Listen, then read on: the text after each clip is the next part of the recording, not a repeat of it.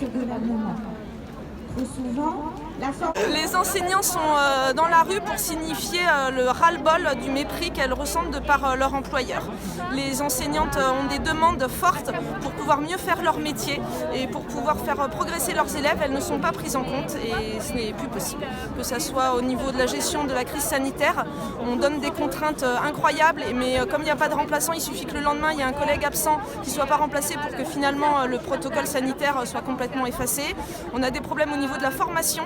Il faut quand même savoir qu'il y a des enseignants qui ont pris des responsabilités de classe sans avoir eu déjà l'occasion de faire classe.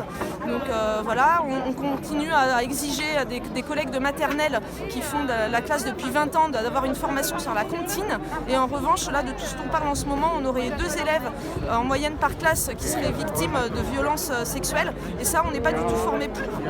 On n'a pas de visite médicale non plus. Je sais pas, enfin, c'est des choses complètement aberrantes qui font que c'est plus possible. Les infirmières scolaires se retrouvent en nombre insuffisant avec davantage de tâches qu'auparavant. Elles doivent intervenir dans les bilans des élèves de 4 ans. Normalement, c'était le médecin de PMI qui s'en chargeait, mais il n'y en a plus. Donc à un moment, le délitement des services publics, en général, on commence à en être victime au cœur de notre métier. Et en plus, on a un ministre qui met en place des projets pour l'éducation nationale qui vont dans ce sens-là. La remise en cause des zones d'éducation prioritaire, à la place, il proposerait de la contractualisation des contrats à des établissements, à des endroits, pas de logique territoriale globale, pas d'installation dans la durée. Les enseignants auraient peut-être un contrat pour 3 ans et puis après plus rien.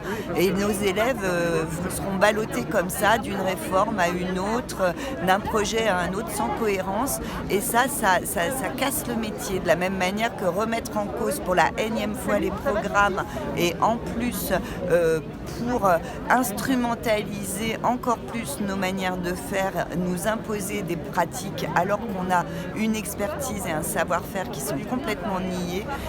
Tout ça met en colère les collègues en même temps qu'elle les épuise et les abat. Et là, on a quand même un tiers des collègues qui se sont mis en grève et ça, c'est un signe en Charente d'un vrai ras-le-bol. Voilà.